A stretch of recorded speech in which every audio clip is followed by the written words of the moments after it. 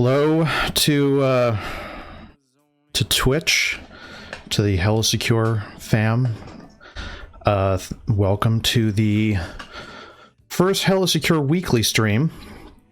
Something that I hope to do hopefully around this time, Monday afternoons. Anyone who can join on a Monday afternoon live, that's great. I generally have time in the Monday afternoons to do this because my work allows me some project time Monday afternoons. So this is going to be my project. So again, welcome.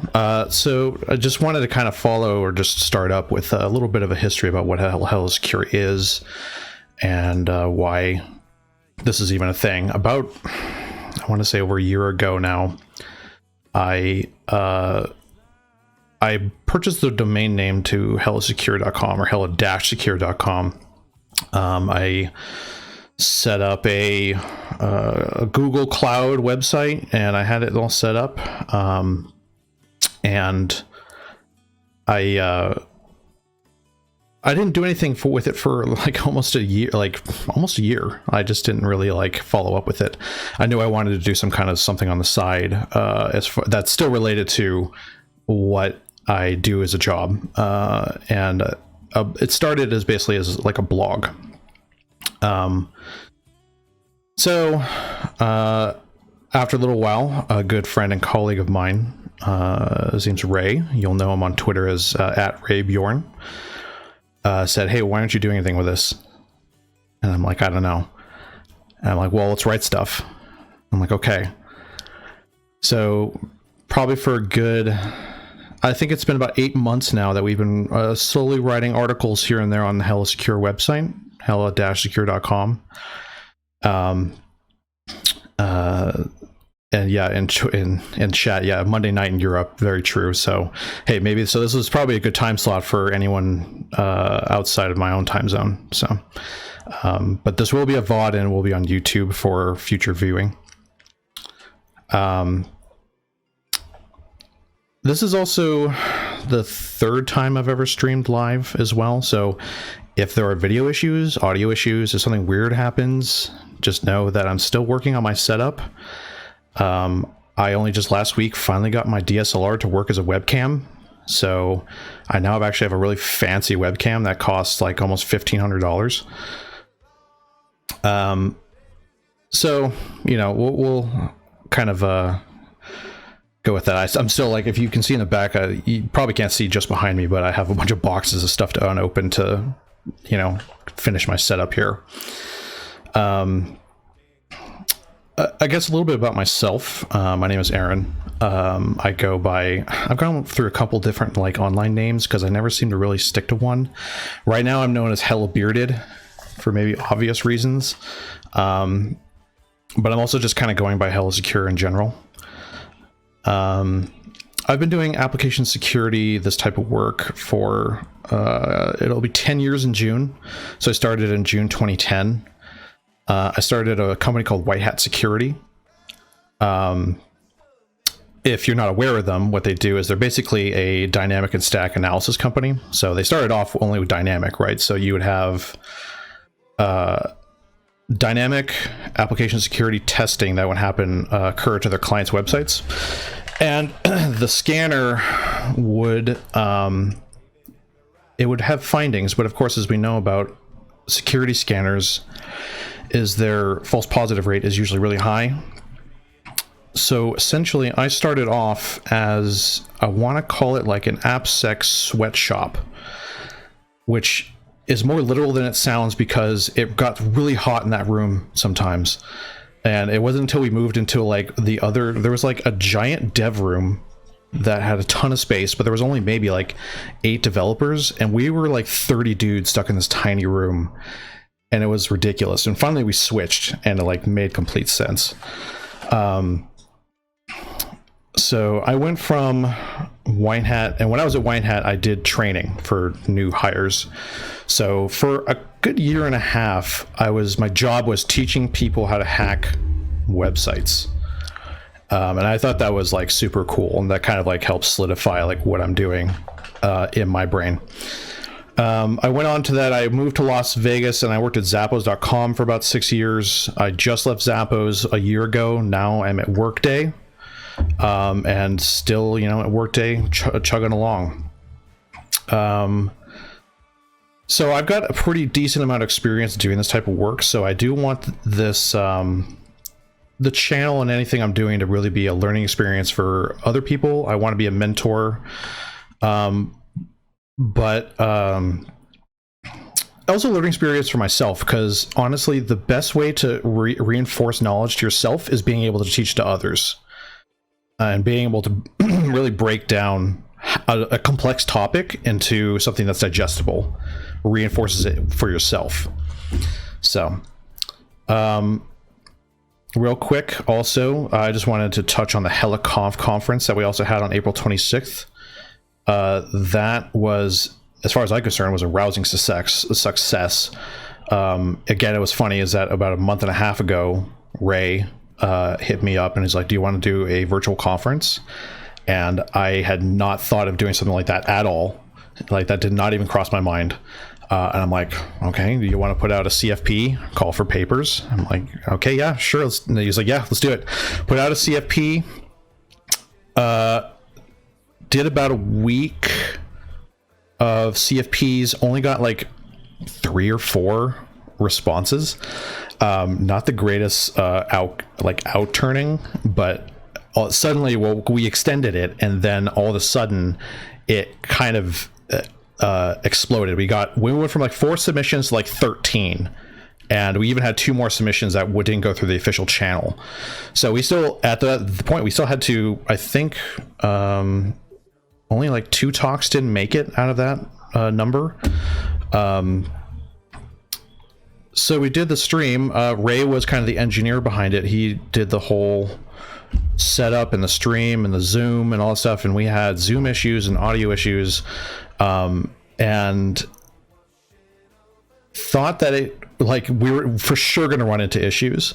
And I wouldn't say it was issue-less. There could have been some things wrong. But it did so much better than we expected. It's crazy. And especially, let me pull up some of our Twitch insights for this channel too. We had an average viewership that day of 64 people. And we had a maximum of, what was it? We had...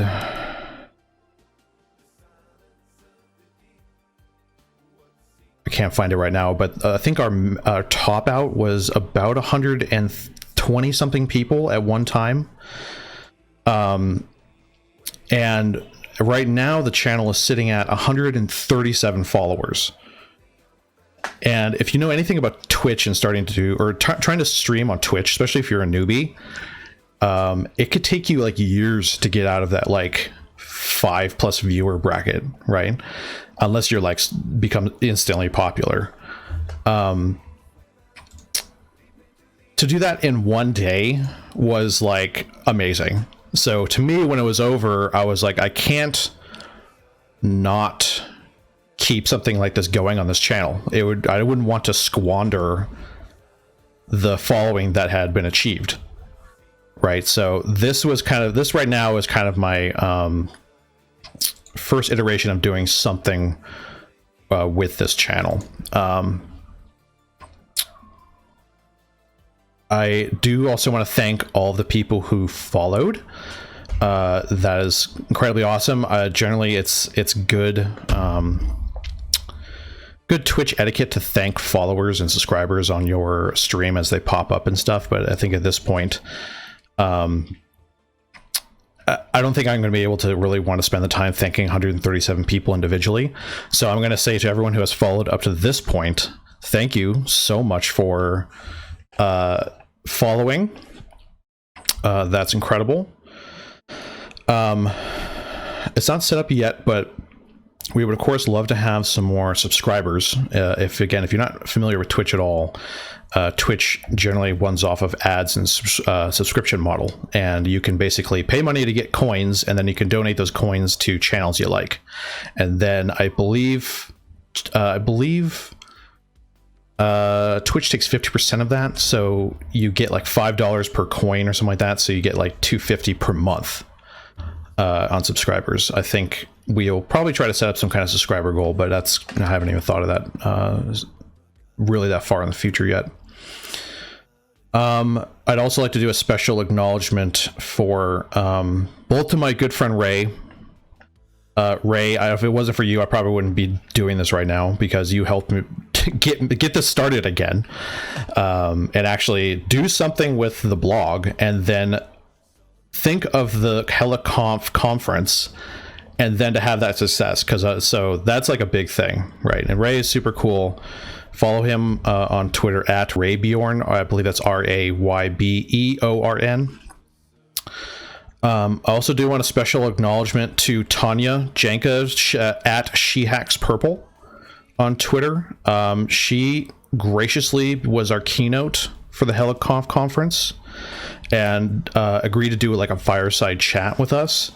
And her follower base is much larger than ours, so I think a lot of the popularity probably came from her almost alone.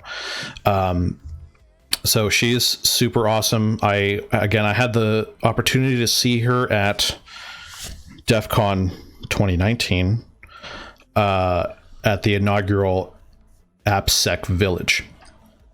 And the AppSec Village was also started by another colleague, or helped started by another colleague of mine, Joe. Don't know if Joe's watching, but Joe, we need to get lunch when this whole thing is over with. And actually, by the way, like, how are people dealing with the like quarantine or like sheltering in place? I normally work from home. I've worked from home since last June, so at least work hasn't changed much. But normally I fly back to California for about a week every quarter, and I haven't had a chance to do that. I don't know. Like, I've been dealing with it fine, but I'll be happy once I can feel a little bit more secure about going out and doing normal things. And even after all that is past, you know, I would hope to keep doing this, right? The question is, how much did that NES in my closet cost? I actually got that NES from another friend of mine. She had it. It's actually her original boxed NES action set that had everything in it. It had the NES, the controllers, the light gun, which doesn't work on like modern TVs, unfortunately. And she also had a whole bunch of NES games as well. So I got like I think Mario 3 and a bunch of other ones, even some really weird ones. Like I got a copy of like, I forget what it's called. It's like Huckleberry Finn or something like that. It's not good. What's actually really cool with that NES, though, just real quick as a tangent, I actually modded it. I opened it up and actually put it in a brand new like 70 pin connector or whatever it's called. I don't remember how many pins it is. I think it's 72 pin connector. That is the culprit for why a lot of NES games don't start the first time, because that internal connector had it had a very high chance of corrosion, especially with people blowing on it. So they get spit all over it and then it would corrode. That one is resistant that I put in it, and now almost every single NES game will start first try every time. So yeah, for me at Workday, Workday normally has offices. They have offices around the world, but their main office is in Pleasanton, California. And they went 100% work from home, I think, near late March, and it's still happening. And it will probably, I can't imagine it opening up until after June. I know they're trying to plan on how to do it, like by limiting how many people come into the office and stuff like that, but unfortunately, I guess it's not 100% my concern at the moment. So next thing is about kind of what the stream plan is for, I guess, what this weekly stream is about. I guess the way I'm thinking about it right now is it's almost like a podcast style, right? It's kind of like just a one-man discussion, I guess, with the chat. And again, I want this content to be something that others can learn from it. And I want to learn from it. I want to help to be a mentor. One thing, I know I'm going to get into this topic in the future, but there's a huge there's a huge lack of talent in the application security field, and usually InfoSec in general, but especially for AppSec. And that makes it so that this type of job is really high in demand. Like my LinkedIn gets like hit up like a couple times a week. And I'll go into those topics again in the future a bit more. But I feel like being able to give back to the community and share and mentor is not only fulfilling in that right, but it's also this, and doing YouTube will be, for a long time I've wanted a new creative outlet. Unfortunately, I think reviewing other people's code I haven't found as creative, I guess. Like pen testing, you can be a little bit more creative because you can like kind of really think outside the box. But I think with doing like you're doing architecture reviews and that kind of stuff can get a little like I want to make something, right? So that's also a lot of my reason for wanting to do this. For now, this stream will probably be an every Monday thing around this time. However, as we go along, I'll probably have other plans I could probably do during the day. But remember, I also do a full-time job. I work. I also just have like a life. I have a fiance, right? So I have life and stuff like that. So I have to find time to do this as well. So it's a combination of coming up with good ideas and finding the time to do it. But also keep in mind that, and this goes to my next topic, is that we do have a YouTube, and I do plan on doing YouTube only content.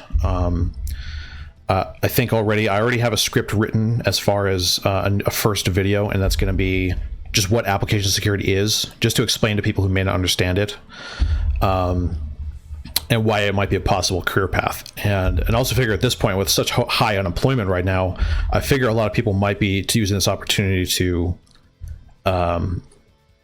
possibly find new career paths, which is both good and bad. Right, it's kind of I'm looking at the silver lining in the situation. Yeah, gaming golfer going crazy. I know. Like the good thing is I'm a bit of a homebody myself, so I guess I'm okay. But my fiance and I go out to like restaurants a lot. She runs a very popular food Instagram in Las Vegas. So we go out to restaurants like all the time. So it's still nice to be able to do that. Again, but the problem is that restaurants, and especially places that use a lot of heavy air conditioning, that's going to be a really bad breeding ground for contamination, unfortunately. Thanks, Studio RB. Appreciate that love. There's Ray. I see Ray. Ray's got some ideas. If you want to put the ideas in chat. Yeah, Ray knows all about this. And for people who don't know, Ray, again, he is a good personal friend of mine. We've known each other since the White Hat days. So yeah. So some other things that this is again probably further in the future, but I would love to do some actual really good extended training videos. Videos that are really get into the depth of certain AppSec topics and stuff like that, and those are probably something that we may want to put behind a paywall because they may require a lot of work. So we may try to find some way to offer some fairly inexpensive training that can get pretty in depth and actually have like hours of content, right? But that again takes a lot of effort and time to create that in the first place. I already know of some streaming platforms that kind of support that, kind of like pay per subscription kind of viewing that isn't Twitch. But I'm not really worrying about that right now. So yeah, Ray's right. 8 years. I think that's about right. Actually, it might be almost 9, I want to say, because I want to think I met you in 2011. My lovely beverage. Homemade cold brew coffee with unsweetened coconut milk. For anyone who has maybe followed my other Twitter, I've been on a diet since like late February, and this right now is the worst time to have started a diet. It's kind of bad. I'm doing like low carb, so I have to like have access to like a lot of fresh vegetables like all the time, and that's really hard to do right now. The problem is that trying to get off the diet makes me feel terrible. So I'm just trying to avoid feeling like crap by just continuing the diet. But I've lost over 40 pounds. So I'm going to keep it up. Okay, so let me jump into the next topic. I pulled up a couple news stories, and I think this is going to be one of the regular things that we chat about on the weekly. It's just what's kind of in the news for this week is regarding app. Like, it may not be AppSec exactly. It's still computer security related, but it's stuff that I found fairly interesting. Let's again start my setup. So first story I saw is that the Thunderbolt Flaw lets hackers steal your data in 5 minutes, quote unquote. And I remember hearing stuff like this before, where you would basically be able to just plug in something into a computer and it could just completely bypass any protections that the firmware may have had to basically get access to whatever's on the machine, whether or not it was locked, you know. So they can basically steal data from Thunderbolt equipped PCs or Linux computers, even if it's locked and the data is encrypted, which is funny because I was going to say, it's like, oh, well, maybe that's why disk encryption is such a good thing. Well, apparently not in this case. It's a technique using ThunderSpy with physical access to your machine, can nab your data in 5 minutes with just a screwdriver. Thunderbolt apparently gives direct access to the PC's memory, which always sounds like a bad idea. Researchers previously thought those weaknesses could be solved by disabling Thunderbolt and only allowing DisplayPort and USB-C, but apparently this research from Bjorn Rutenberg, I may be butchering that, but I did go to Scandinavia last year, so I got to know a little bit of Danish. This new attack method could even get around those settings by changing the firmware that controls the Thunderbolt port, allowing any device to access it. And what's more, it leaves no trace. They recommend connect only your own Thunderbolt peripherals, never lend them to anyone, avoid leaving your system unattended while powered on, even with the screen locked. Avoid leaving your Thunderbolt peripherals unattended, ensure appropriate physical security when storing your system in any Thunderbolt devices, including Thunderbolt powered displays. Consider using hibernation to suspend a disk, power off the system completely. And that sucks. The thing is, I don't see many Thunderbolts as much. I know that in I want to say the 2014 or 2015 MacBook was the last time I saw Thunderbolt displays. I know the more recent MacBooks, the 2018s, I think only run on USB-C. But that could be really scary, and it actually shows two things, and one thing is a personal pet peeve of mine. First is that obviously don't plug in random devices that you find into your computer. If you find a USB stick or something else that can plug into your phone, either wired or wireless, it's probably a great idea to just not use it, because it's an attack technique of malicious actors and pen testers to leave USB sticks or other things around that people can connect into their computer that may contain some kind of auto-run payload and will do something to the machine, right? That's a classic, like, on-site red team pen tester type tactic, right? I also like the Evil Maid attack and a reference of an attacker who gets physical access to a PC in a hotel room. For instance, all the Evil Maid needs to do is unscrew the backplate, attach the device momentarily, reprogram the firmware, reattach the backplate, and the Evil Maid gets full access to the laptop. This actually brought up another thing, which is my biggest pet peeve about hotel rooms, is that hotel rooms that don't have safes. I hate it when a hotel room does not have a safe.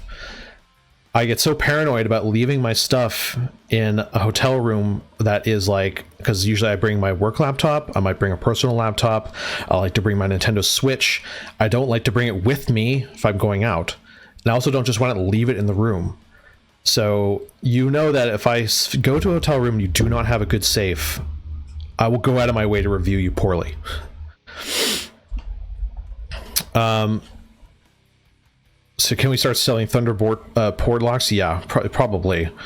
just like Ethernet port locks, like in meeting rooms and things like that. Let's see. Let me make sure my audio is still running here. Again, I do have some music running in the background, so if it's a little too loud or quiet, or you just want it off, just let me know. It says that the attack only requires about $400 worth of gear, including an SPI programmer, $200 Thunderbolt peripheral, and the whole thing could be built into a small single device. And this is really interesting. The three-letter agencies would have no problem minimizing this, and that's totally true. Like, this sounds like something that could easily, if you have enough resources, you can produce like a bunch of these. There's actually an update as of a couple hours ago. Intel has confirmed that the attack doesn't work on computers that do have kernel DMA protection enabled.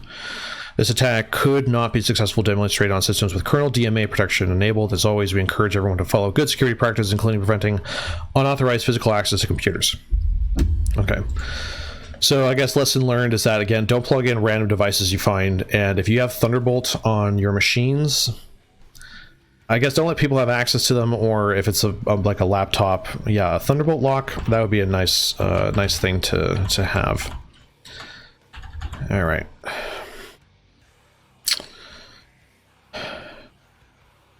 Let's see, came in.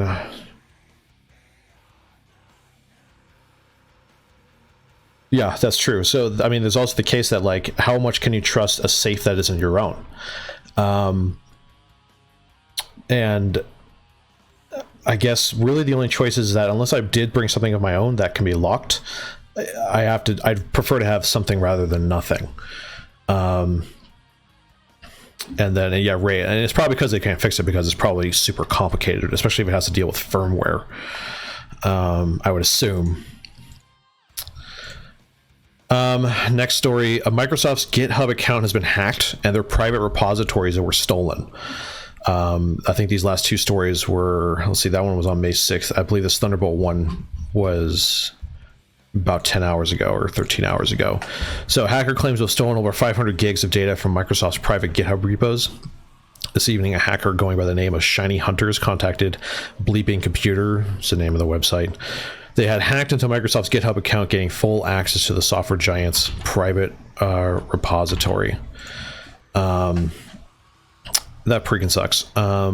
They told us that that they then downloaded 1,500 gigabytes of private projects and initially planned on selling it, but has now decided to leak it for free.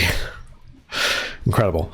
Based on the file stamps and full directory listing and leaked files, the breach may have occurred March 28th. So, what is it? 5/11. So about a month ago, a little over a month ago.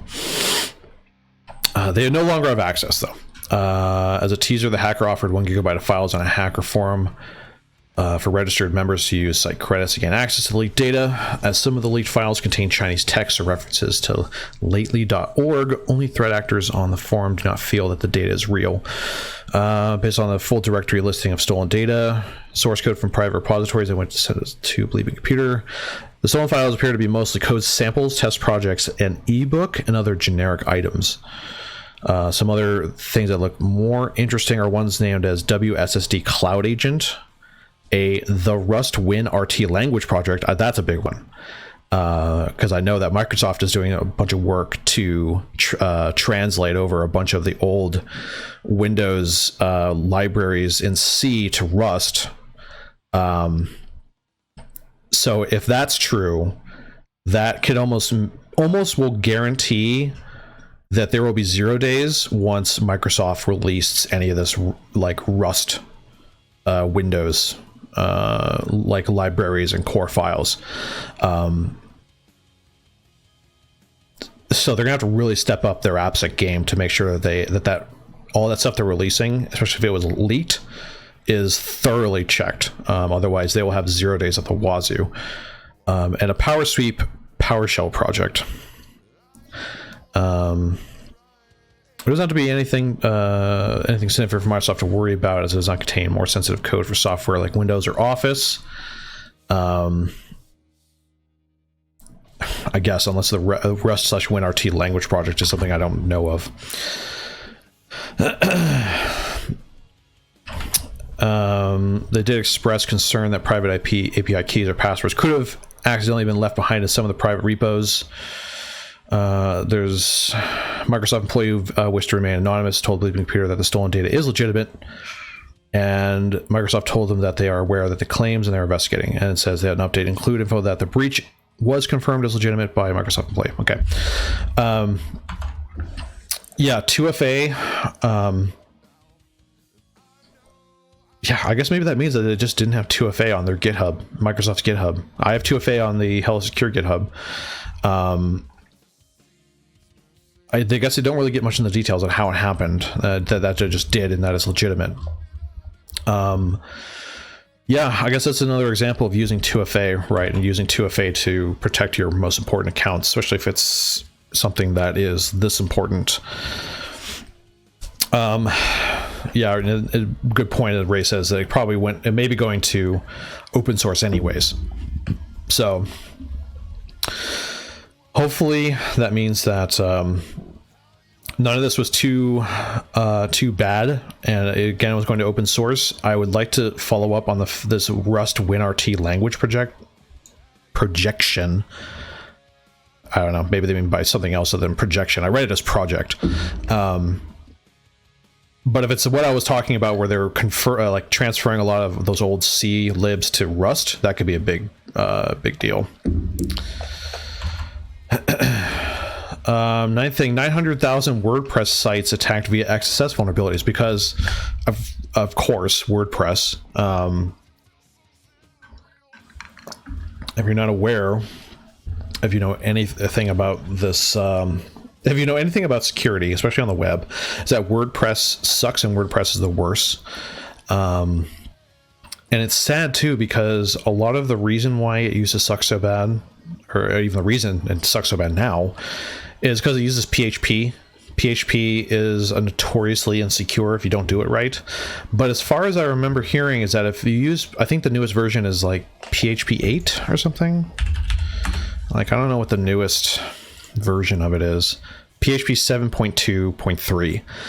And I've heard that if you use the latest version and you do, the right things that you would do in any other language, it's actually supposed to be pretty secure now.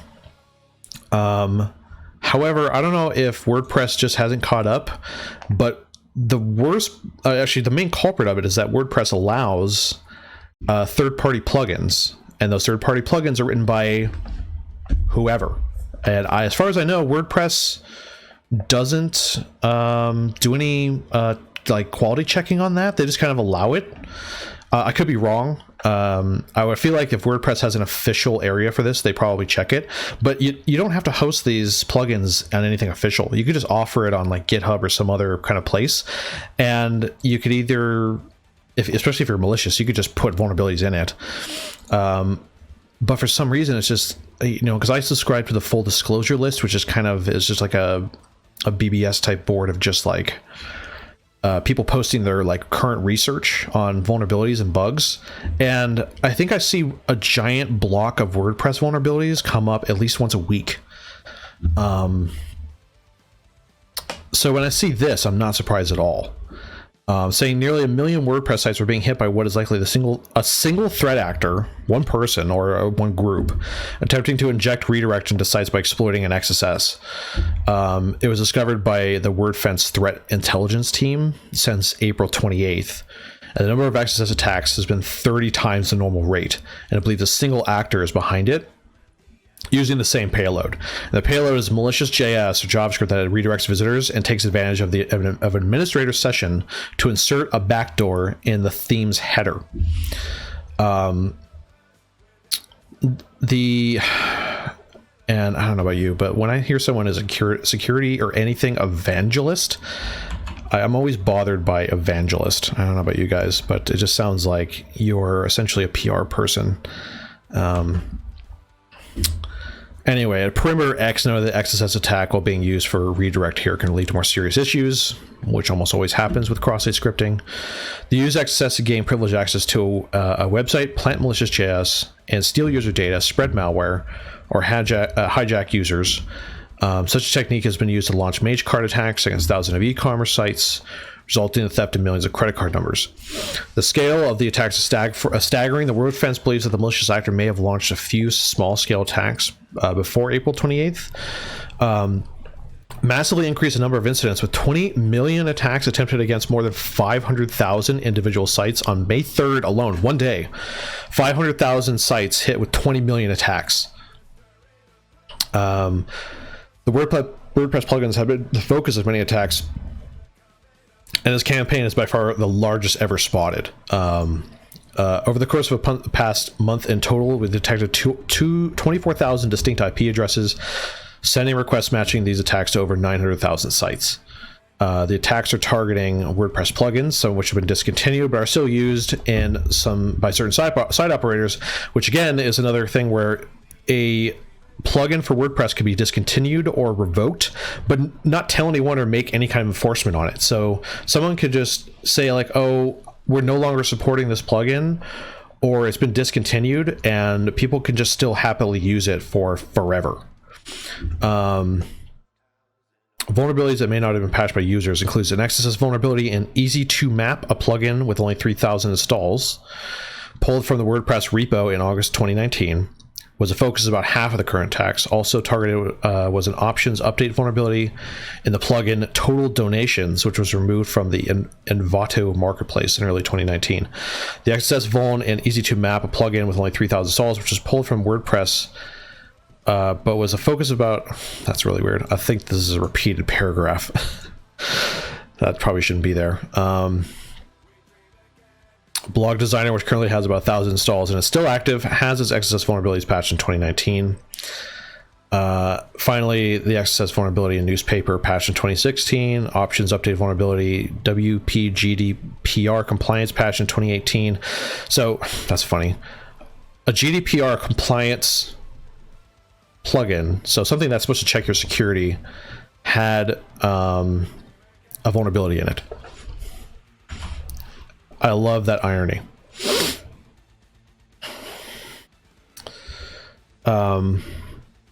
Yeah, like I haven't used PHP in a long time, but like apparently the PHP evangelists probably would have good arguments to use it again. I know that when I was working at Zappos is owned by Amazon, and Amazon does not allow PHP at all in anywhere. They completely banned it. So PHP was just straight up banned to be used anywhere. And PHP, at least on the web, was also my first web-based programming language. So moral of the story is don't use WordPress. I think that's kind of obvious. I think that also extends to Drupal. Drupal is also a content management system in PHP that's also notoriously insecure. I would say go with, for CMSs, I like Ghost. Ghost.js is built in Node. Or hell, I mean, honestly, just use like Squarespace or something. Like, the less you have to manage this stuff, the better sometimes. Just let it be handled by someone else. But the sad thing is that these attacks could be handling in WordPress cloud, right? So WordPress has their own cloud for these things. You don't have to run your own WordPress, like install and run it yourself. But they still were probably exploited that way, possibly. So this is pretty cool. This is something I was hearing about the last couple of years about GitHub takes aim at open source software vulnerabilities. Basically, GitHub implementing advanced security scanning, essentially, for GitHub repos to spot potential security problems. So unlike proprietary code that can be accessed only by its developers, anyone can vet open source projects to spot flaws and bugs, which is generally why it's a good idea to use open source. Open source software can be vetted essentially by anyone. So it's pretty much open for review by the world, right? Even though there are arguments that even proprietary code can be more secure as well. But that doesn't mean that, again, open source is not 100% secure either. So as we know, code repository GitHub is rolling out new tools for GitHub Advanced Security Suite that will make it easier for it to root out vulnerabilities in open source projects managed on its platform.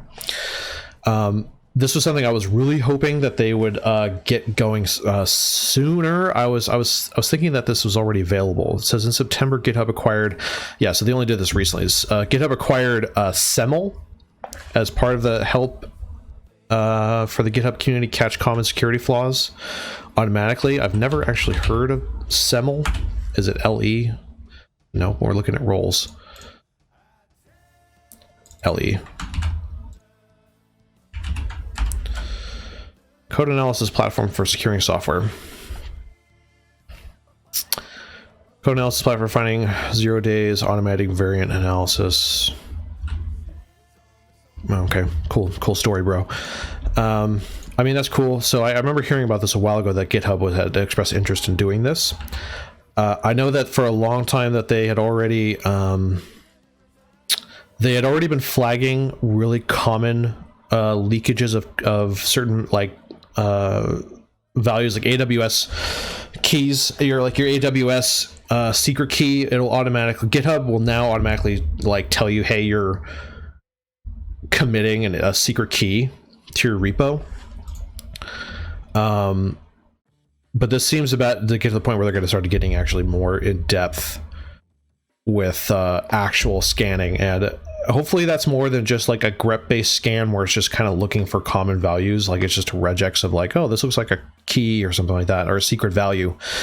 It would be nice if they could actually do some real static analysis and actually do not only that, but also do some actual like data flow and control flow and that kind of stuff to actually look at like the flow of data from source to sink and different like ways to make sure that like resources are being used appropriately and that kind of stuff. But I guess it depends, because that can get heavy, right? And also static analysis is heavily contingent on the languages. So one static analyzer for one language has to be completely rewritten almost for another language sometimes, which can be good and bad. Like if you have like Java versus Scala, they both get compiled by the JVM, so you could like look at the compiled bytecode at that point, but a lot of these static analyzers work off the syntax, right? I've been using Fortify recently, and the way that Fortify does it is Fortify has to translate the code to a middleman format that it understands, and it's able to do that translation for a bunch of different languages, and they all kind of like go to the same middleman translation code, and then it scans based off the translated code. What I was really hoping for was that this was also going to become available in GitHub Enterprise. So if you have GitHub Enterprise installed like in your corporate environment, that this could count as your static analyzer. That would have been pretty awesome if that was the case. But it sounds like it's not yet, and I hope it will be. By the way, Ray, you don't have to ban the pretzel thing. That's something I set up for music playing.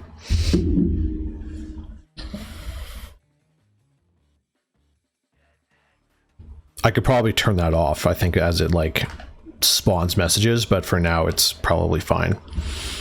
Again, let me know if the music is like too loud or anything like that. I had to reduce the volume pretty far. Salt in their wounds. DigiCert was hit by hackers. Wriggle through holes in buggy config tool. And they really like their wordplay with this, but they say, so there's this configuration management tool called Salt, and salt peppered with holes. Apparently a Salt config tool was hit by 2 different CVEs as of in April, and it allowed full remote RCE in both the master server and all of its minion servers.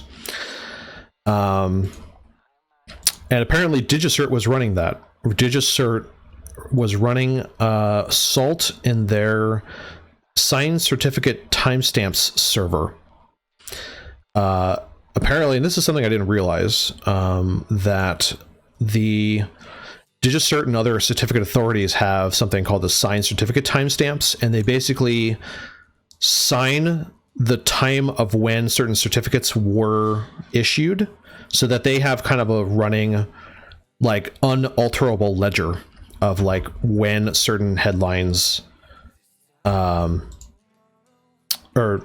sorry, I was reading the chat. When certain certificates are like signed and delivered, right?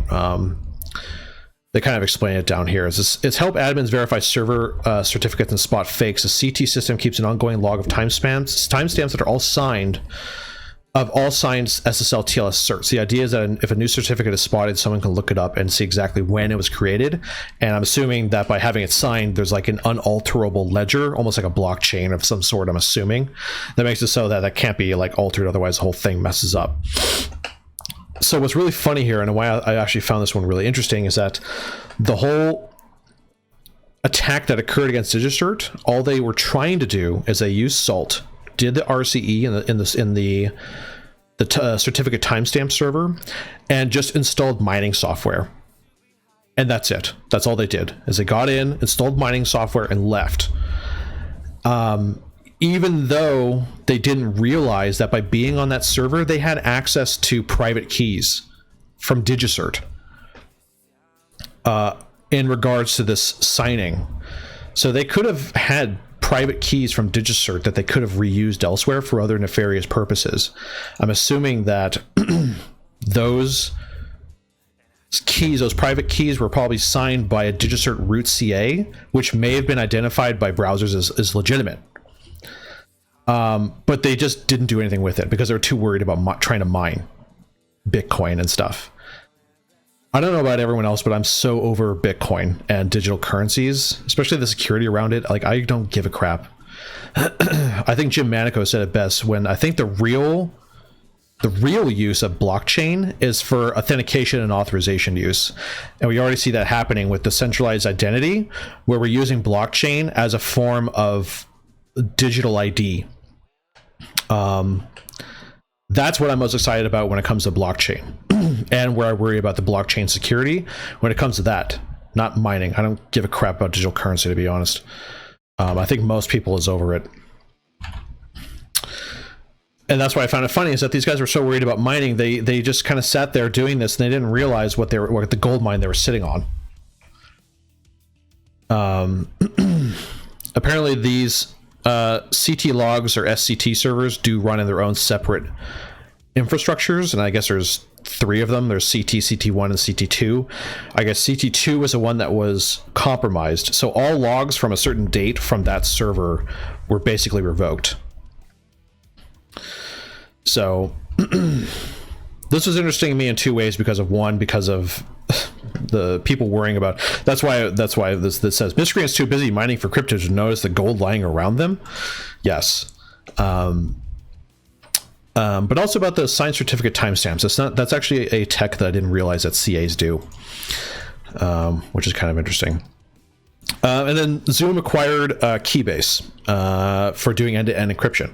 As we know, Zoom another silver lining of our social distancing and the pandemic is that Zoom is going through their own little renaissance. It's funny is that we've also, me and the fiance have been watching Saturday Night Live on Hulu on like Sundays, and they do a lot of skits where they're on video conferencing, right? And they always use Zoom. And at that point, it's just like Zoom is, I think they're going to get to a point where they may have a monopoly, except for this stuff that happened. So of course Zoom's popularity increases, so they get a lot more attention from security researchers and find that they come under fire because they claimed that their platform used end-to-end encryption when in fact it did not. Zoom's marketing practices suggest that the company used AES 256 encryption, symmetric encryption, but instead used 128 in ECB mode, which I wouldn't say that 128 is substandard. It's not great, but it still is okay generally. But being in ECB mode is not. From what I remember, I think ECB mode is one of the ones that it's vulnerable to padding oracle attacks, I want to say. I might be wrong, but I know it's one of those block mode ciphers. So it was a focal point for Zoom over the last several weeks that they make at the forefront. Their CEO said that basically said that they're going to be putting an end-to-end encryption. Yeah, they're early beneficiary of the video conference boom spurned by the novel coronavirus pandemic, but the platform's weaknesses were quickly exposed when experts found security flaws in the app's code and privacy issues with user data management. They would stop development on all new app features to focus entirely on security, which, good on them. It's nice when a company will shift gears that suddenly, but I guess when you're under that much PR fire, it's warranted. I guess a week later, they hired Alex Stamos, Facebook's former security chief, as an outside consultant. Zoom 5.0's update, which added data center routing capabilities for account administrators, because they were also worried that these chats and encryption keys were being sent to Chinese servers where the data could be hijacked. I think that was a rumor. I don't know if that was ever confirmed. They said they will publish a draft cryptographic design on the 22nd, then solicit feedback from crypto experts before pushing it live. They promise there will be no built-in mechanism to decrypt live meetings for lawful interception, nor will it build any cryptographic backdoors that will allow the company to secretly insert people into meetings. So that's also good that they're taking the stance of not kowtowing too much to government that may want to decrypt messages in Zoom platforms if it's unwarranted.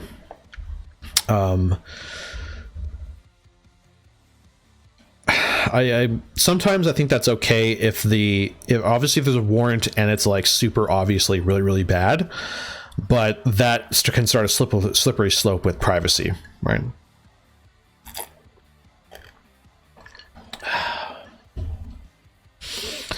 For anyone else who's interested, I'm also super into coffee.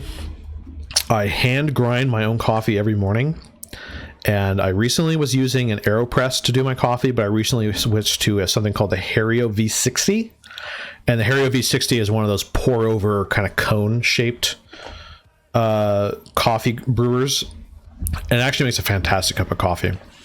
So if anyone wants to talk about coffee with me, I'm totally down. Let's see. I think my headphones powered down because I don't have any actual audio coming through.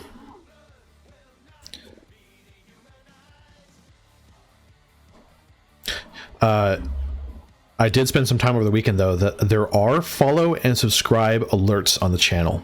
No one has actually done it, though, since we've been on, as far as I know. Actually, someone did. Dadakio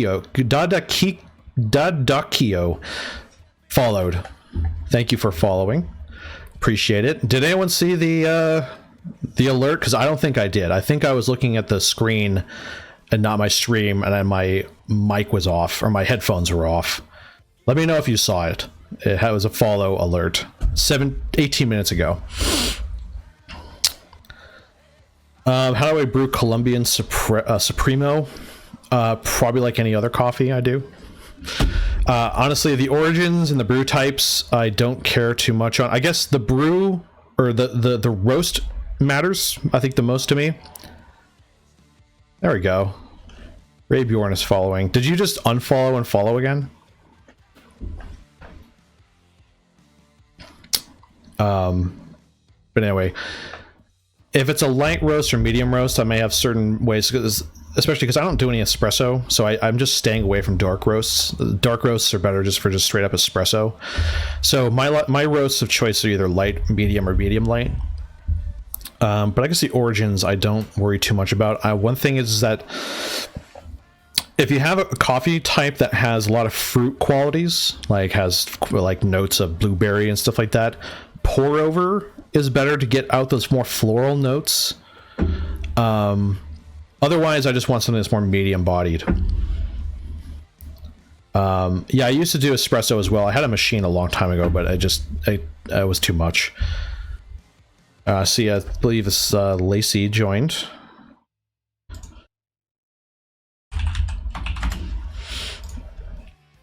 It is Lacey, right? I'm trying to remember.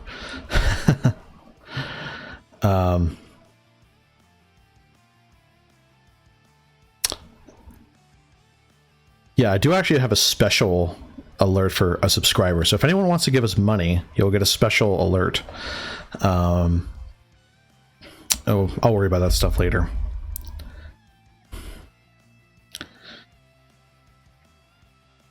I did have to ask Ray the first time. I'm like, who is this person moderating our channel?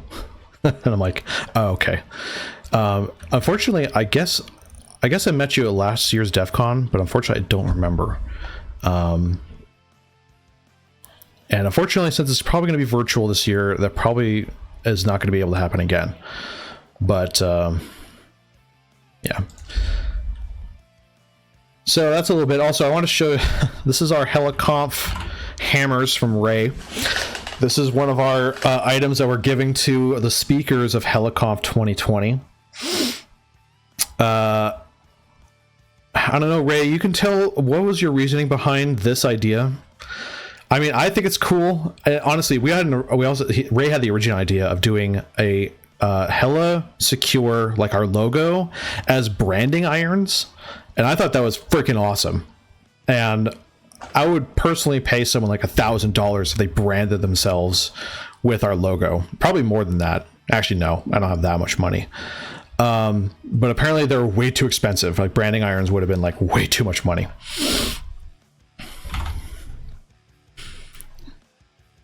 Alrighty. So I'm gonna jump into a different topic here. So this is gonna be, that's the news that came over. So at this point I'm gonna go over some kind of topic of the week, and I think the topic probably gonna go over right now is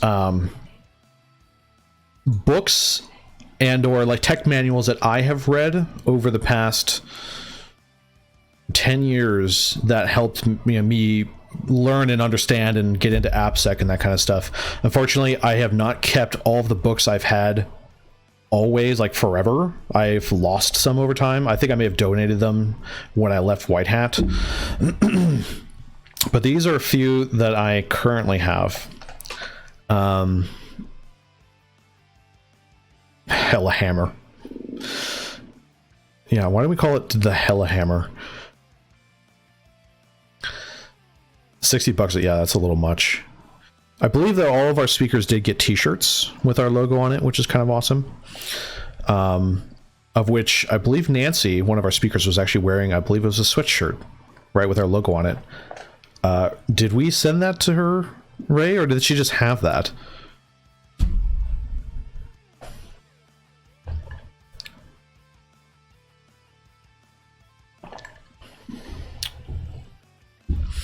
Wow, that's awesome. She made it herself. Well, she's the new hardcore, I guess. And we had stickers as well. At least stickers are good. Okay, let me get in the first one I have. This is one of the first ones I want to say this is probably the second one I read ever, and this is let me see. It's the Basics of Hacking and Penetration Testing by Patrick Engbreston. It's a little old. I think it's from 2011. So again, around the time I started, around 2010, this is probably one of the first or second books I read. One of the nice things of it, it's short and easy to read, but it's still a great primer about kind of like pen testing in general. Sorry, my headphones are telling me to F off. It's a little old, but it's still a good primer, right, to get started, and it's fairly short, right? So it's not a quick read. It's how many pages? 150 something, right? So you can get through this in, like, if you really manage, you can get through this in maybe a couple days. But it does break down some of the basics of the pen testing cycle, and that's really important. And when I'm talking pen testing, this is more than just AppSec. This is like NetSec and all the other. This is like red team stuff. So this is like, you know, using like Metasploit and all these different like tools that you get in like Kali Linux and that kind of stuff. But it goes through the cycle of reconnaissance, scanning, exploitation, and persistence or exploitation, and how that kind of cycle works, and how you kind of refer back to previous steps based on your findings and further steps.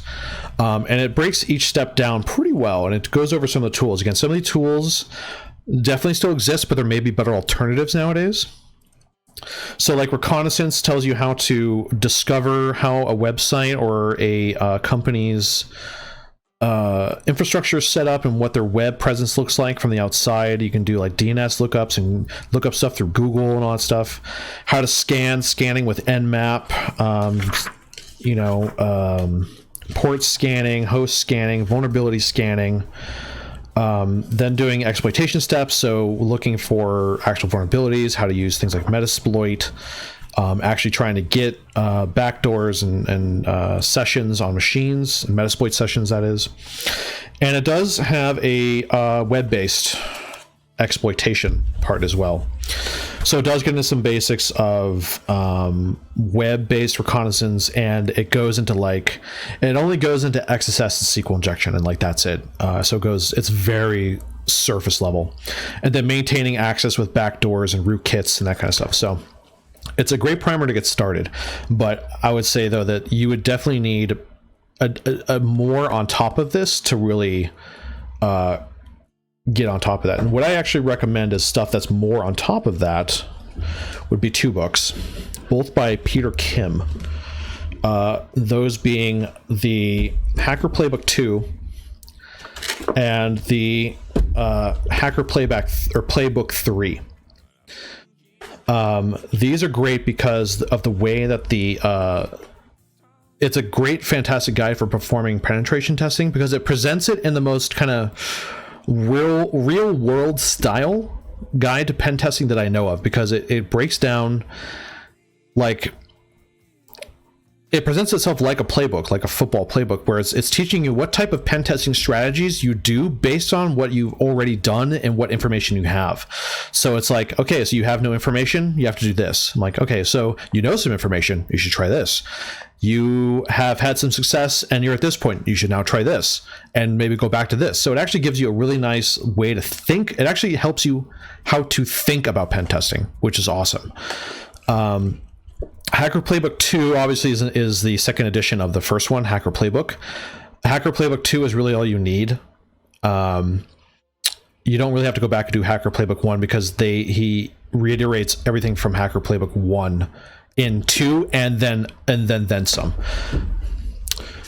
But with Hacker Playbook 3 actually gets into red teaming, and you can even see at the top it says Red Team Edition.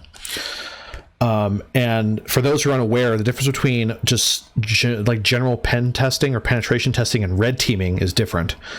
Penetration testing is generally something where you kind of have a very direct objective and a short period of time to do something pretty exact. Like you have 1 week to get this type of access from this point of view. Go, right?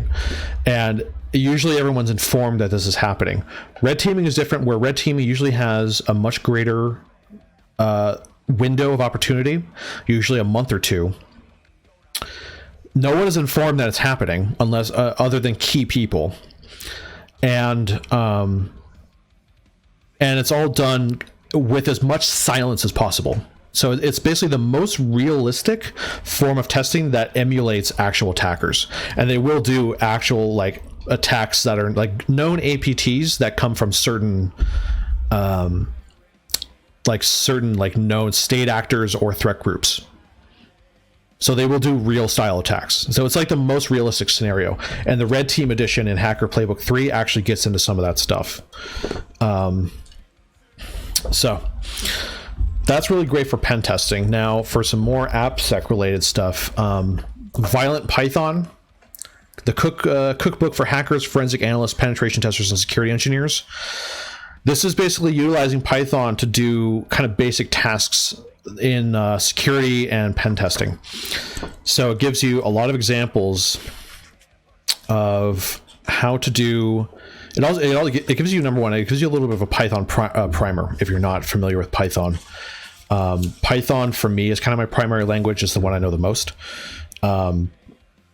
But then it gets into some things like, oh, your first Python program, which is more generic. But then it gets into pen testing stuff. So building a port scanner with Python, building an SSH botnet with Python, doing forensic investigations with Python, network traffic analysis with Python, wireless mayhem with Python, so doing like wireless based attacks and defense, and then also finally doing some web recon with Python. So if you're doing like a web pen test, you can build your own Python scripts to do certain tasks automatically for you. And that's what really separates you from being what's called a script kiddie in the computer security world, from being like a true, like, real security person, is actually being able to know, I would say know two things. One is writing your own scripts to do things, and two, also writing your own exploits to exploit things. Exploit writing is a heck of a lot harder, but that's where you can really show off your elite skills if you know what you're doing.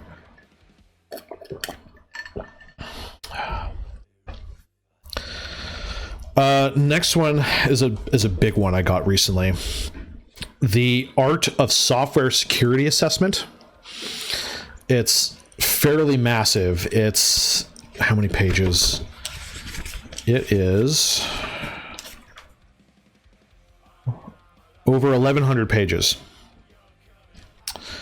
But the good thing is that the first section of the book, so the first like third of it, is kind of what's the most relevant to everyone, because it actually gets into the actual security code review strategies. So if you actually have to look at code and review code for security, it gives you some of the tips and techniques and strategies on how to review code based on certain attributes, like certain code types. Like if it's object oriented, you should do it this way. If it's like this, you should do it that way. And in general, it also recommends doing like combinations of tips and techniques and stuff like that. So this is actually a really great book if you really want to get into the weeds about like doing security code review. But the other great thing is that the rest of the book, the bulk of it, goes into really like deep detail about some of the vulnerabilities in like C and Java and all these different things. But it gives you a reading guide near the beginning that just says, oh, if you work in C or low level software, you should read these chapters. If you're into web pen testing, you should read these chapters. So I was able to flag kind of the chapters that I read that were most relevant to me. So I didn't have to read all 1,100 pages, which was nice. Sorry, and it's The Art of Software Security Assessment. It is by John McDonald and Justin Shook. I will also warn you, it is pretty expensive. I think this book was at least $50 or $60. And also I noticed it says volume 1 of 2. So there's also a second volume, which, Jeebus H, I don't know. It's massive, but it's still great information. Usually when I begin a code review, I like to reference it just so that I'm kind of just get kind of aware of like what approach I should take based on what I'm looking at. The next one is, and this is something I should have read this a long time ago, but I love this book. Ironclad Java, Building Secure Web Applications by Jim Manico. Jim Manico and August Detlefsen. Jim Manico is like one of my personal AppSec heroes. I actually know him personally. I've met him a few times. This one is great, and I'm sad that I only got to it till now. And I have my bookmark in it right now, which is my super cool hologram Slayer VIP bookmark, which I got at one of their concerts. I'm more than halfway through, but what's nice about this though is that, again, if you work in Java, this is like the manual, right, for secure Java coding. But it's nice is that it still goes over a lot of core code security principles that can be applied to any language, right? And I actually helped me identify some possible issues in something I was reviewing recently. Slayer definitely endorses reading. See, but that's what's so funny is that this came as part of a like VIP package. I'm assuming this is what it's for, right? Is it not a bookmark? I don't know. I've been using a bookmark for years though.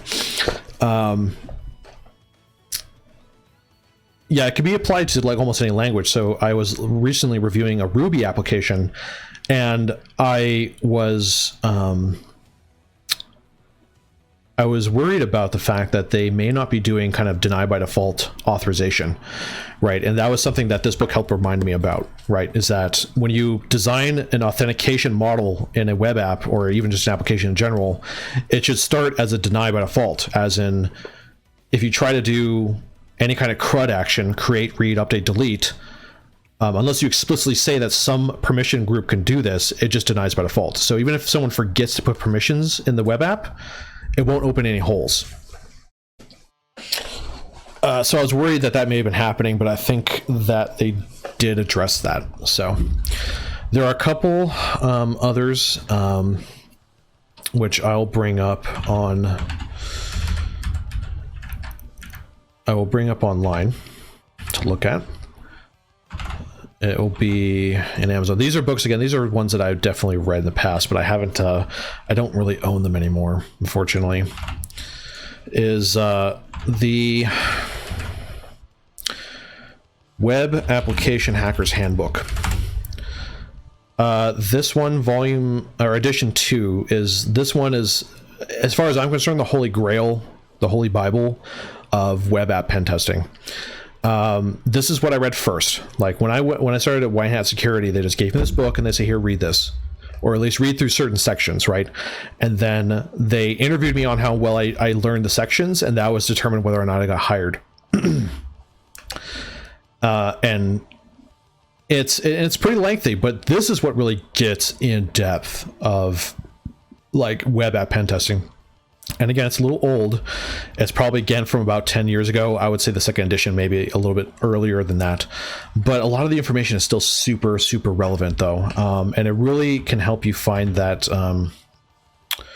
that core knowledge of web app vulnerabilities, like what they are, how they happen, and why they're bad. And gets into how you discover them and how they can be fixed. This one I can't recommend nearly enough, and I know I have a PDF version of it, and I've had a PDF version of it for like a while. Yeah, old but still very relevant. Another one that I can recommend is the it is Hacking the Art of Exploitation. This one. Second edition. This one's cool, and this one is if you want to get into that really low level stuff and get into like exploit writing and learning about like shell code, this kind of goes over it, but it goes over it in a really nice way that it makes it's approachable if you have the prerequisites down, because this book will get into assembly code in the first chapter. So if you want to get to that next step and you want to actually see how to do like exploit writing for like thick client desktop type applications, this is a good one. It actually goes into it in a kind of a friendly approach, which is nice. It's not like super overly throwing technical stuff at you. It has like a lot of good anecdotes. And I think this will probably be the last one, and this is one I actually really liked when I read it, is SQL Injections, Attack and Defense.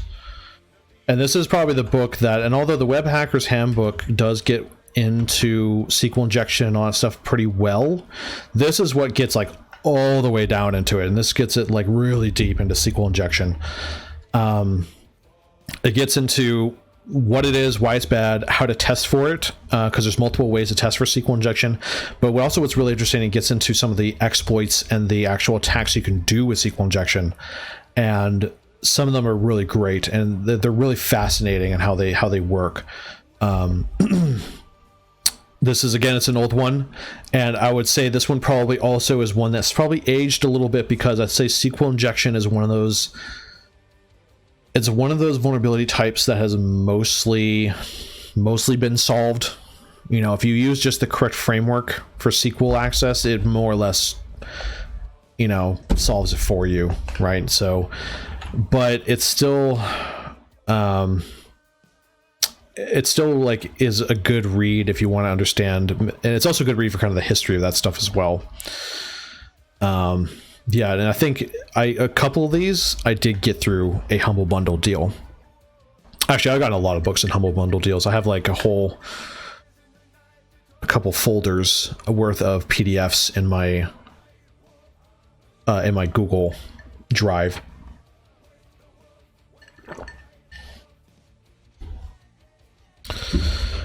So I mean, that's pretty much it for books. If there's any other ones that people recommend, go ahead and throw them into chat. Hopefully that was helpful to everyone. Could do a little bit of a Q&A right now, but we kind of just been asking questions as we've gone anyway. So I'll finally get into something I've been working on as a project. I've been working on this project that I wanted to do as an ongoing, project to do on stream. I probably won't have time to work on it now because it's not fully ready yet, but I can at least load it up and show you what I'm doing. But I wanted to do an example of, number one, setting up a lab, like a personal lab. But what I'm doing is I'm setting up a lab that is a CI or CD pipeline, continuous integration, continuous deployment pipeline that we can set up, and then it like there's a source code, a pipeline that builds and deploys into a web server that's running locally. And I want that to be an insecure one. So what I've done is, so let me go ahead and I'll load up. So let me go ahead and get this set up here for viewing. Let's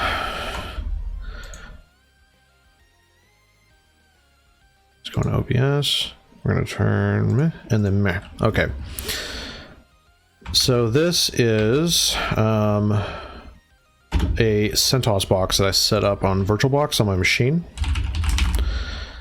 And this is also, I just recently booted it, so I have to check out what's running and not. It should automatically, as I start, it should be running right now two Docker containers on this machine.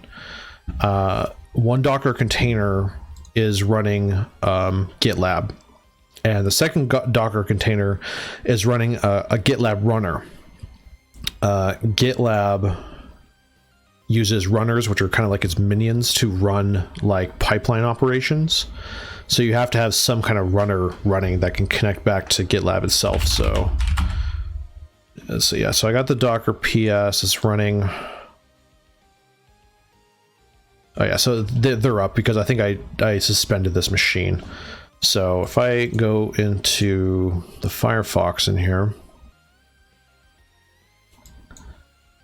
let me just restore session. I probably had a bunch of things open here.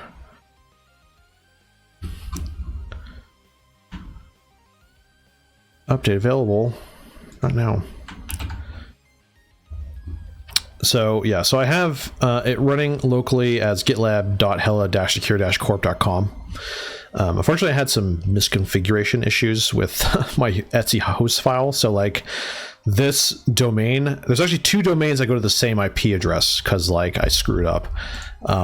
Right now, I think these Docker containers, so if it Docker, is it Docker network? Docker network inspect. Let's see, and then I think my net 123. So I have basically a network that's running between the Docker containers themselves. It's just a 172.18/16 subnet. The two containers are on here. There's GitLab, GitLab runner. They have static IP addresses assigned to them. And if I go into my admin area, admin, I'll see that I have runners. So I have this runner right here, HellaSecure runner. And then essentially what I'm going to do is I'm going to use this repository and the pipeline that comes with it. And again, if you're not familiar with GitLab, GitLab is basically one of the main competitors to GitHub. It's essentially just that is just an SVN, like it's a version control software, or what is it, VCS, version control software, that uses Git as its base. But one of the kind of the cool things that GitLab does as opposed to GitHub is that GitLab is a full development pipeline in one tool. So it has, so instead of needing like GitHub and I don't know if it does like artifact repository in GitLab. It may, I don't think so. But it has, so like it basically replaces having like GitHub and Jenkins and all this stuff that kind of like runs your pipeline for you in different separate tools. GitLab is kind of all in one, which is kind of nice. Let me make sure I can bring up my chat here. Okay. So it's nice for me because, and as Ray smartly pointed out, as I was going to put Jenkins on this, but then he was like, well, use a runner. And I'm like, well, freaking duh, because that's the advantage of GitLab. It's all kind of like built into one place. So what the project is that I put in here is it's WebGoat. I basically downloaded WebGoat, put it on this machine, and I pushed it up to this local repo. The idea is that over time, as I do these streams, and I'll do the stuff on stream, is to let me bring up my planning document, because I wrote a whole planning document for this that I can show you. Let me bring it up here.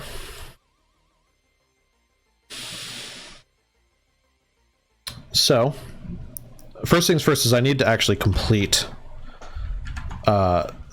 the actual CI/CD pipeline. So what my current plan is that, because an issue I've run into with this is something that maybe someone else can help me kind of figure out, but this is my current plan.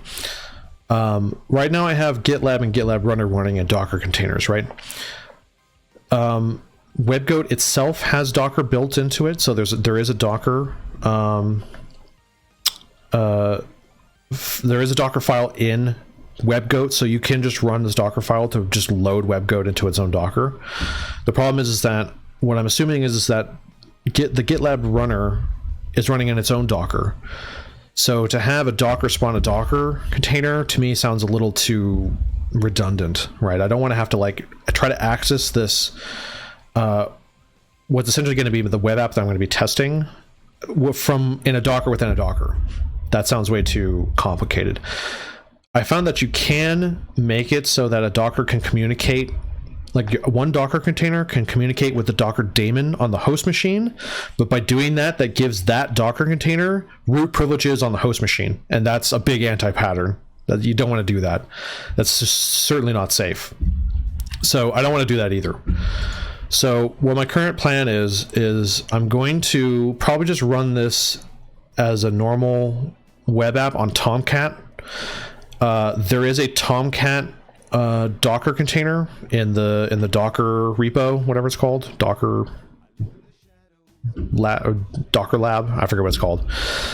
So I can basically just download and execute a Tomcat Docker, and then what I'm going to have is that it's going to be able to, I'm going to have the Docker Tomcat and the Docker GitLab runner communicate with each other over SSH, so they'll have shared keys, and then the GitLab runner Docker will SCP the war file into the Tomcat Docker, into the Tomcat web apps folder. And then that will all be automated. So that I want to get to a point that when I make code changes, and then I can also show this, is that if I have IntelliJ IDEA on here running already, and I already set up the project.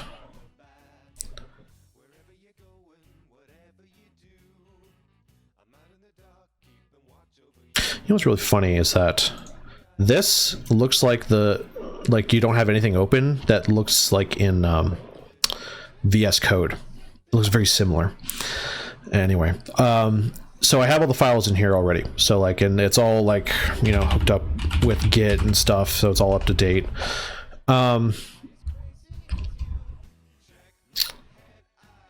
want to make it so that now whenever I go and push code to GitLab, I have a GitLab, and the one big difference between GitLab and GitHub, when you want to merge code into like the master branch from like a feature branch, you have to do a pull request, because the GitHub has to do either a pull or a rebase, depending on how you configure it, into master to merge the two branches together. In GitLab, it's called a merge request. It's not called a pull request, so it's MR, I guess. So anytime I push a feature branch to this local GitLab, and as soon as I do, I say go ahead and merge on the merge request, I want it to kick off the pipeline, do a build, deploy to Tomcat, and then have that available almost instantaneously. And that is like kind of a true CI/CD pipeline where code could be written, integrated, deployed all within like 15 minutes or less, right? That creates a weird dichotomy though when it comes to AppSec, right? Because you feel like when you're an AppSec engineer like myself, and I definitely felt this way the last like few years, especially when I was at Zappos, is that giving that much autonomy to development seems really dangerous, right? To just be like, oh yeah, you can just write whatever code and just push it whenever. But I guess maybe I finally have drank the CI/CD Kool-Aid, where I kind of agree with it now. And it's for this reason. One, it's actually for two reasons. One, when you, as an AppSec engineer, when you're trying to do pen tests and review code and stop gapping development, you become a bottleneck. And if you become a bottleneck and you become too much of a bottleneck, developers will not continue to embrace you, right? They're going to avoid you. And that's the worst thing you can do, is have development avoid security controls or security people. You would rather them at least communicate with you even if they did something wrong, right? That's what I would rather them do. So you don't want to become a bottleneck, but at the same time, you still want to have a certain level of security assurance. So by doing something that allows them to really be more autonomous with coding, pushing, implementing, deploying, all within their kind of domain without much kind of overarching controls. There might be some kind of site quality control or something like that. You create less bottlenecks, but you also you reduce the mean time to remediate vulnerabilities. So if vulnerabilities are discovered, and chances are they probably will be, if you make it so that you can fix those vulnerabilities very fast, that's a big win. So even if dev messes up and a vulnerability gets introduced, you know that the time to fix it could be less than 10 minutes, and that's a huge win. That's definitely the side that I've taken now, and I've definitely embraced that. So what does that mean for application security engineers? I wrote about this as my first HellaSecure post, is that as application security engineers, we need to begin embracing more automation when it comes to application security, and a lot of that automation, probably 80 to 85% of that automation, will be present in a CI/CD pipeline. So that's one of the projects I'm going to try to do here. So once I get this set up and I can actually have it so the pipeline will, I can do a merge, a build, deploy, and it's all automated. First thing we're going to do is we're going to do some classic pen testing, right? So we're testing WebGoat here. WebGoat, if you don't know, is a purposefully insecure web app. It's used for like a testing grounds or a place to kind of study web vulnerabilities and how they work. We're going to do some static code review. We're going to do some dynamic security tests, and we're going to try to actually find these vulnerabilities as if we were pen testers, right? Once we can try to find as many as I can, I should say, because we're going to do this all together. We will define all those findings, what they mean, organize them by their priority and score, and make like a mock report, because these are things that when you're on the job, you have to know how to do. You need to be able to not only find the findings and identify them, but also know how bad they are, write about them, how to fix them, know how bad they are, and give them a risk score and a priority. And and then build a report based off of that as a deliverable. That's a big skill. That's one of those like soft skills, especially in security, that is a must. But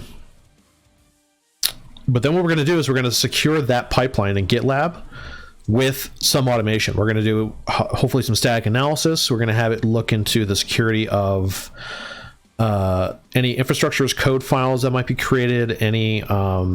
We could do dynamic integration testing. And then I would love to create some actual, real, honest to goodness security unit tests. And I can't stress enough that this is something that in the development world they do not do nearly enough of, is unit testing that actually tests for security vulnerabilities. And this is completely doable. You basically have unit tests in, say, in this case will be Java, a Java unit test that tests to see if a certain vulnerability could occur. So an authorization issue, authentication issue, an encoding issue, serialization issue, CSRF might be a little bit hard to do in that case, but to kind of test for those like main things. And obviously if the test allows you to do those insecure things, the test fails and the whole build fails. This is something that's not nearly done enough, and it's super, super good to do, especially since QA departments, while they're super necessary, and you should be an ally of your QA department. It looks like my thing's going to sleep. I'll wake it up later. You want to be an ally of your QA departments because they know how to actually test this stuff. But in general, what they're testing for is its functionality, and there's no obvious bugs. But the problem is that security bugs don't act like normal bugs, and they can still be present, but the functionality and the business logic and all the stuff that the web app needs to do can still happen, and QA will be okay, it looks good. By trying to automate some of this stuff, you can then try to be able to not only find these vulnerabilities before they're introduced, but do it in an automated fashion and actually try not to cause bottlenecks. So we're going to actually try to secure a pipeline with static analysis and what that looks like. Create security unit tests to run in the pipeline. And then as the final step, once we can actually have it so that it flags vulnerabilities in the pipeline, we'll actually go into the Java code and fix them. We'll actually go and try to fix the issues in WebGoat in Java. This for me is probably where I reach my most uncomfort zone, because this is something I don't normally do, right? I just tell developers like, hey, this is a problem, go fix it. I never do the fixing. So I'm going to try to do the fixing in this case. Actually try to find these vulnerabilities, see why they're vulnerable in the code, and create what would be the most industry standard for a fix for this thing. That is definitely where I'm going to probably need the most assistance from other people, because I know I'm going to be doing a lot of Google foo to look up why and how to fix some of these things, because again, sometimes I get so far removed from how to actually fix these things that I just don't worry about it, and I actually would want to understand that aspect of it for sure. And I know Ray is way more of a programmer than I am, so he can definitely be the huge boon there. And then I think what would be kind of funny too is if we can actually get it so that there is a secured WebGoat, I'll just re-upload the secure WebGoat to our GitHub and just have it there for, fun.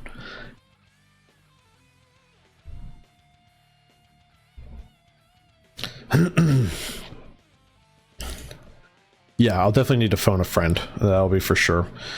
References on security unit tests. I know that there are definitely some. I've read a couple articles about it and like how some people have done this in the past. I don't have them on hand, but definitely just do some Google searching on like security unit tests in certain languages, like security unit testing in Java. There are definitely some evangelists that will, again, I go with that word of evangelizing, that talk about that and how to do it. And again, it's one of those things that, especially for a lot of developers, they sometimes don't think of that, to do a security unit test.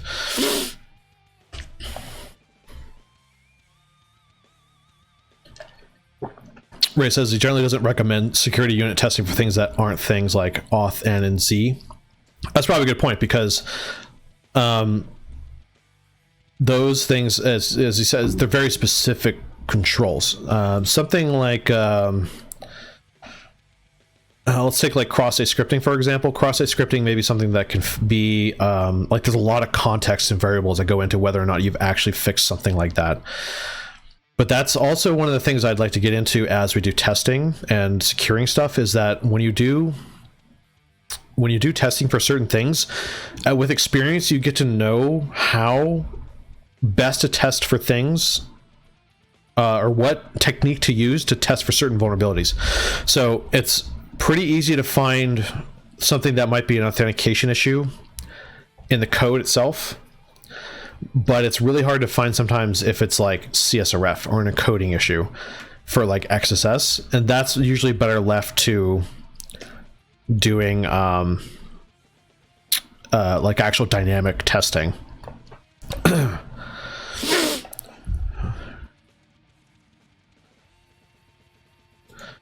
So, and also one thing I'm going to try to do in the CentOS box, if I do the dynamic testing, I'm normally a Burp Suite guy, Burp Suite being a web or an HTTP proxy for generally for security testing. I'm going to try to use OWASP Zap, just because I haven't really used Zap that much.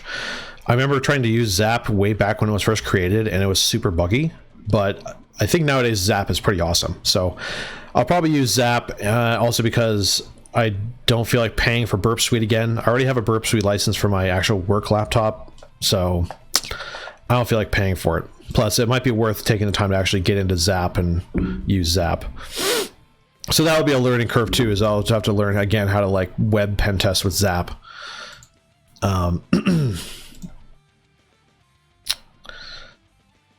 Money L now following. Thank you for the follow. Again, my audio died. The problem with these headphones is they're, obviously they're wireless, but I don't have any actual audio streaming through it other than those alerts. So if it doesn't hear anything for a while, it just auto turns off. At least I caught the visual.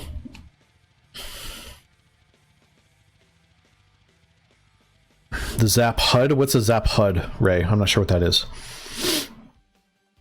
Yeah, and I'm not surprised you didn't find any... what's your name? Can we just talk for a minute? Oh, we are. I'm not surprised you didn't find much stuff that goes in depth online, because I don't think a lot of people have written about it that much on in depth online.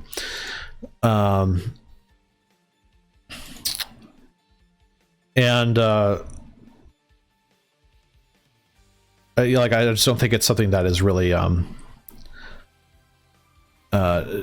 don't know. I just feel like a lot of people haven't really written about it much.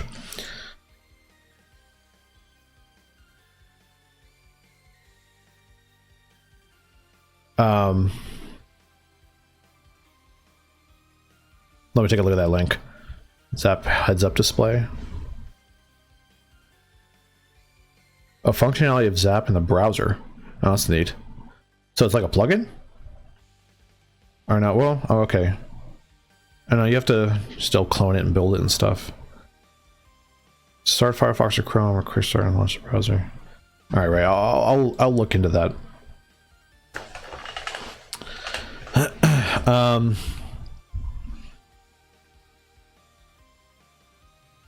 So I mean, for streaming my music, so obviously I'm trying to stream some music right now, just so it's not super boring. Another thing, if anyone about me, I think if you kind of inferred from my Slayer bookmark, because I'm a big metalhead and I love metal music. But the problem is that all that music is obviously copyrighted and I don't own it, so I can't stream any of it. So the music that's being streamed right now is all like kind of royalty free, kind of has a proper licensing that allows me to stream it. So, but I did choose the Rock Station, so that's just me. But just know that if I stream and I do more busy work where I'm not talking too much, I will definitely be listening to my own music in my headphones and not streaming it.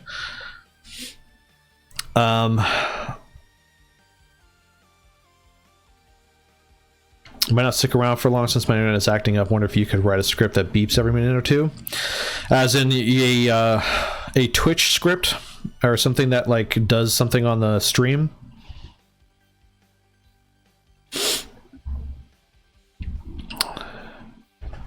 Let me go ahead and pop open my, do it again here.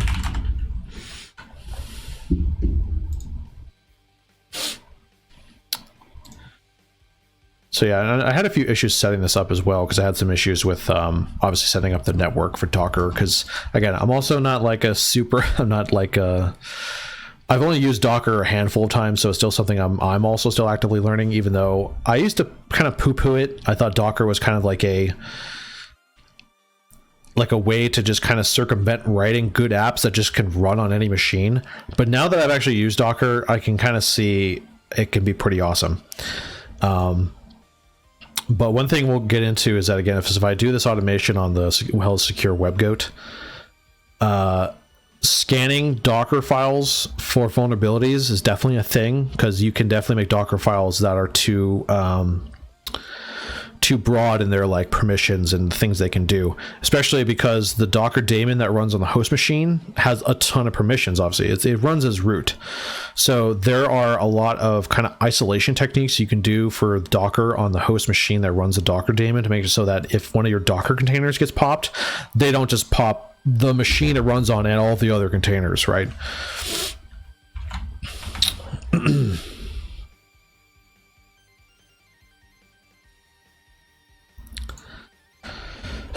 So yeah, a couple talks of people doing security unit testing. So, but I would still have to agree with Ray though that security unit testing is it's good, but you have to use it very specifically.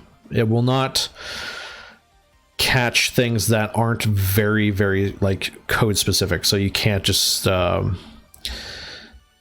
it's not very smart, let's just say that. And that's the same with any unit tests. Unit tests aren't very smart. They do exactly what you tell them to do and test. They test exactly how you tell them to test. They can't do much inference, and they don't have much context around something that could make something vulnerable or not, because there could be a vulnerability that looks real to unit test, but there might be a compensating factor that's outside of the app that may protect it already. So like something in the config or the properties or something about the web server that protects it somehow. So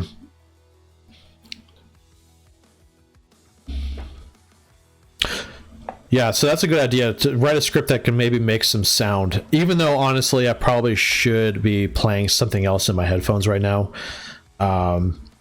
But that could be an option. This is what I mentioned at the beginning of the stream, is that this is one of my this is probably again the third time I've streamed ever, so there's some learning curves I'm getting through.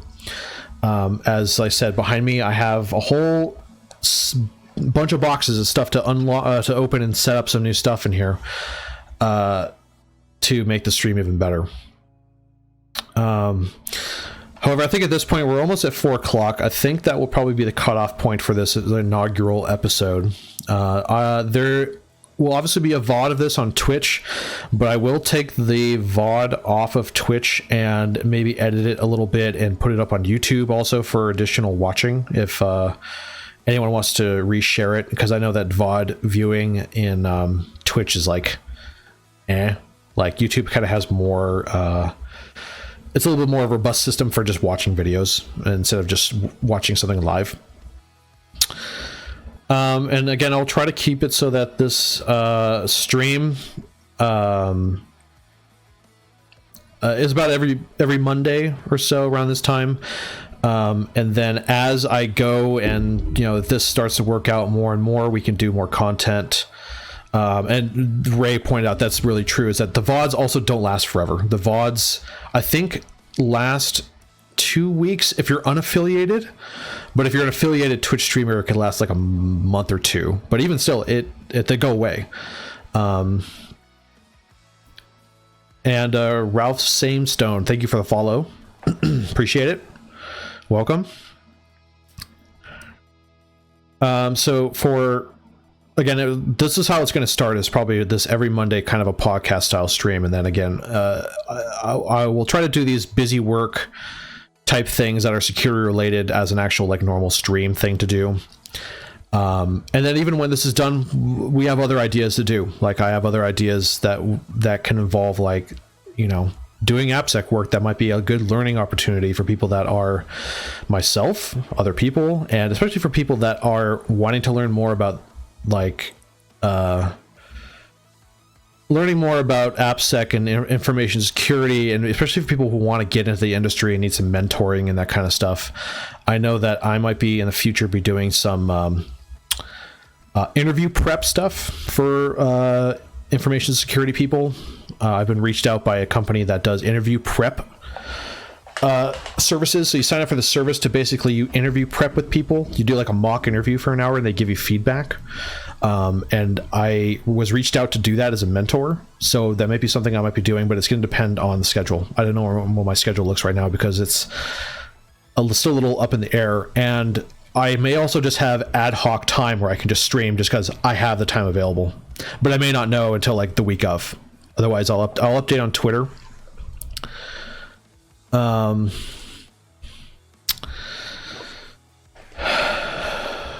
Yeah, so I actually got some lighting up here, but the lighting, I spent some money actually on a floodlight that's sitting right up here. So it's actually broadcasting of an actual like full light.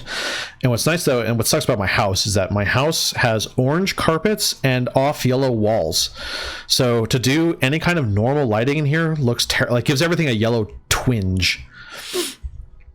And it doesn't look good. So I've tried to get as much bright white lighting in here as I can, but I didn't have a good direct light yet. Nothing that was like really good. So I just grabbed, this is so random too. It's a, one of those like selfie lights you put on like your camera or like phone camera. And it says Beauty in Essex. And it's actually, this is a restaurant that's in Vegas at the Cosmopolitan. And this was one of their like grab bag giveaways that they sent as one of these like clippable, like direct lights for people to do like selfies and photos and stuff like that. But you know what? They're really bright LEDs, so it works.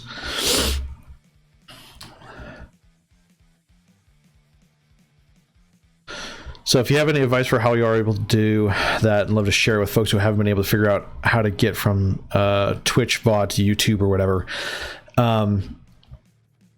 What I've been doing right now is I downloaded this small script online.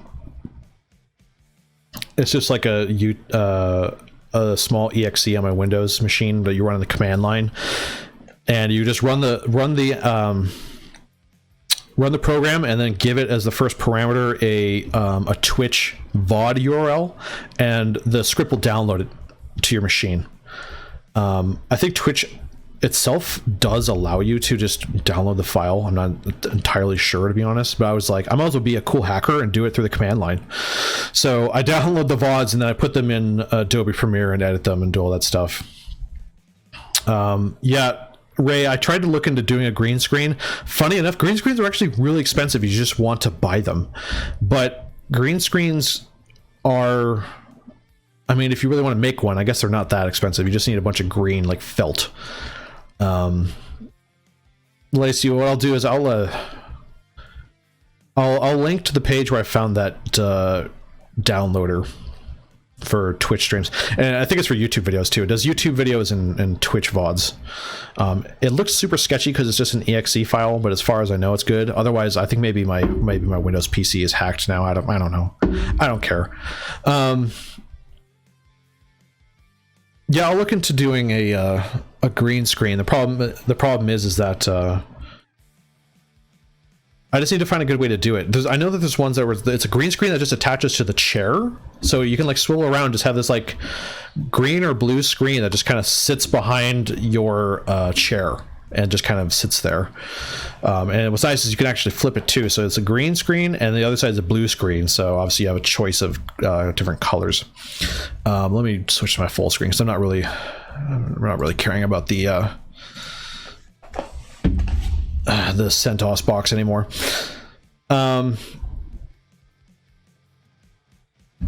Let's see. We'll try to come around next time you're online. Internet. Haven't been able to see any streams based on security. Interested in learning more. Experience with desktop apps, but not much with web dev or security. So sorry for responding late. Yeah, for sure. I mean, that sucks. I hope it's not me. I don't think so, because I pay for like the best possible internet I can buy as a consumer and not a business. And also, this is streaming at like 1080p 30 because I don't need 60 frames per second for myself. Yeah, hopefully that could be fixed for you wherever you are. Yeah, I don't know about painting. I don't feel like painting this room green because I also don't own this house and I rent. And I definitely don't want to start painting the walls in this like green screen green. Yeah, Ray, if you want to do that and do a green screen or something, I'm definitely down because I know that looks really great because I've always been self-conscious of thinking like, oh, I should have some cool background like other streamers that don't green screen. But I felt like maybe a green screen would just solve that by just not caring what the heck is going on behind me. So yeah, I think the last thing I was going to mention is that I'm also a gamer. Ray's a gamer. Maybe sometimes I do some gaming on this channel. I don't know if because I also was worried about splitting the interests of the groups that are subscribing to the channel, because I know that not all people that are going to be interested in internet security are going to be interested in gaming content and vice versa. So I don't know if that might be a mix of content that might be detrimental to the channel as a whole. But however, it's definitely some games that are that may be kind of cool on the channel. So like if anyone's aware of Cyberpunk 2077, it's based in the role-playing system called Cyberpunk, and it has like hackers and future, Blade Runner type stuff. So that might be fun to do because I could play like a hacker style character. Might be neat. Otherwise, I do pretty much my gaming on my own time. If not, I'll hit up on Twitter to see if there might be some interest there for that kind of stuff. So yeah, for the next time, just worry about next Monday. If I do have time to stream again this week, I'll put it up on Twitter hopefully the day before, just so people are aware. But otherwise, again, I'm going to try to get this information or this stream onto YouTube or something soon. Embril21, thank you for following. Appreciate it. Came in a little late because the stream is about to end, but again, please catch this later as a VOD or on YouTube. And again, I'm going to try to stick to this Monday afternoon schedule for the future. And again, if I have some kind of interesting content I can show in midweek and I have the time to do it, I will definitely make it aware. Cool. Thank you guys so much for watching. I appreciate it very much. And have a great rest of your day and a great rest of your week if you don't see myself or Ray. And don't just be secure, be hella secure. God, that's cheesy. Thank you.